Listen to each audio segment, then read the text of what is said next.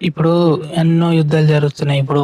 ఇప్పుడు మనం చూస్తున్నాం వరల్డ్ వార్ 3 వస్తాయి అనుకుంటా రూమర్స్ వస్తున్నాయి. దాని తర్వాత వేరే కంట్రీస్‌లో దుబాయ్ ఇలాంటి చాలా కంట్రీస్‌లో యుద్ధాలు జరుగుతున్నాయి.